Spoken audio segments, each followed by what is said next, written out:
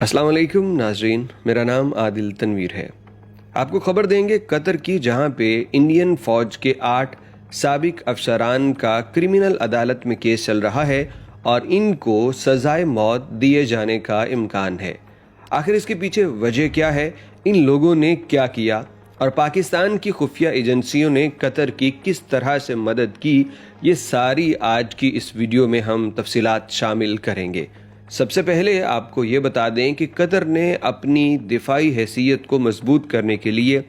अपनी एक दिफाई कंपनी के अंदर इंडियन नेवी के एहलकारों को जॉब पे रखा था। ये तमाम लोग वो हैं जो आर्मी से रिटायरमेंट ले चुके हैं और अब इनको, चूँकि मिडल ईस्ट में आप जानते हैं कतर अच्छी तनख्वाह ऑफ़र करता है, तो इन्होंने कुछ अपने टाइम पे रिटायर्ड हुए थे, कईयों ने कबल अज़ वक्त रिटायरमेंट लेके यहाँ पे नौकरी शुरू कर दी। यहाँ दरअसल हो ये रहा था कि जो कतर की बहरिया है उसको ट्रेनिंग देने के लिए और उनकी टेक्निक्स में इजाफा करने के लिए ये कंपनी काम कर रही थी, जिसमें इंडियंस भी रखे हुए थे।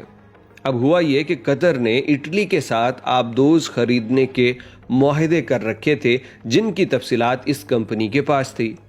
कंपनी में काम करने वाले इंडियन नेवी के साबिक एहलकारों ने वो तफसीलात किसी तरह से इसराइल तक पहुंचा दी और आप जानते हैं कि कतर इसराइल को तस्लीम नहीं करता।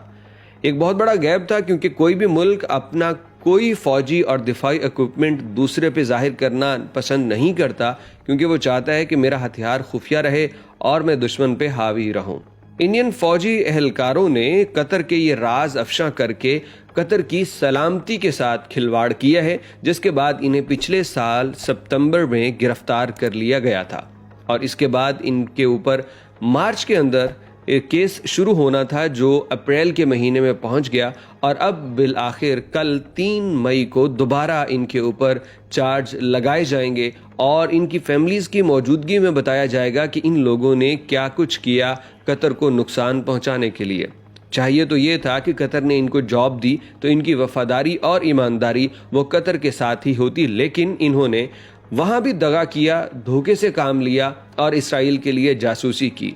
अब जो मीडिया रिपोर्ट्स हैं ना, उनके अंदर ये बात खुद इंडियन फौज मान चुकी है। इंडिया की खुफिया एजेंसियां इसको रिपोर्ट कर रही हैं कि हमारे अफसरान ने जो इसराइल के लिए जासूसी की, उसकी इत्तला पाकिस्तान इंटेलिजेंस एजेंसी ने कतर को दी थी। कतर ने पहले तो क्लेम नहीं किया और ना ही पाकिस्तान ने क्लेम किया, क्योंकि इस तरह की मालूमात वो खुफिया रखी जाती हैं, लेकिन इंडियन खुफिया एजेंसियों ने इस बात का एतराफ़ कर लिया है कि पाकिस्तान ने कतर को ये इत्तला दी थी, जिस पे अब केस चल रहा है। कतर ने इनके खिलाफ बर वक्त कार्रवाई करते हुए इनको कैद तन्हाई में रखा और तकरीबन 5 महीने इनसे सख्त तफ्तीश जारी रही और अब जब केस और मवाद तैयार हो चुका है तो उसकी बुनियादों पर कुछ चीज़ें हैं जो सामने आई हैं। इसी वजह से मीडिया रिपोर्ट्स में ये कहा जा रहा है कि कतर इनको सज़ाए मौत देगा। वजह यह है कि किसी मुल्क के ख़िलाफ़ जासूसी करना, ये सज़ाए मौत का कानून इस पे इसलिए होता है क्योंकि ये पूरे मुल्क की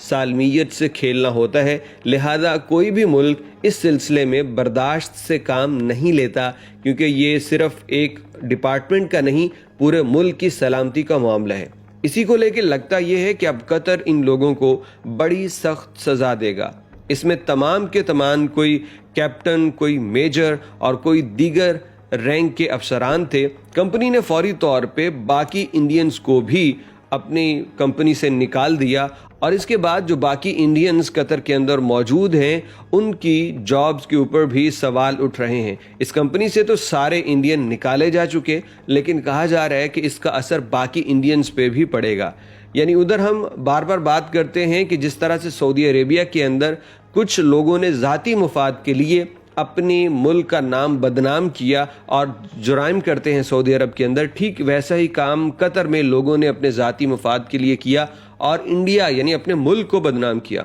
हम चूँकि इंडिया के हमसाए हैं पाकिस्तान वाले, तो हम तो ये चाहेंगे कि क्रिमिनल किस्म के लोग ये दोनों मुल्कों से ख़त्म हों। सियासतदानों में जो लड़ाई करने वाले हैं, जो जुल्म करने वाले हैं, ये ना हो, बल्कि अमन सलामती का हाथ बढ़ाने वाले लोग आगे आएँ, ताकि हम पाकिस्तान, इंडिया और कश्मीर, ये तमाम लोग अपनी मर्ज़ी से आज़ादी से जी सकें और कोई किसी के ख़िलाफ़ जहर ना उगले, जंग ना लड़े, कत्ल व गारत ना करे। लेकिन शायद ऐसा होना इसलिए मुमकिन नज़र नहीं आता کیونکہ دونوں اطراف میں لوگوں کے یہ ذاتی فائدے جڑے ہوئے ہیں اور اپنے فائدوں کے لیے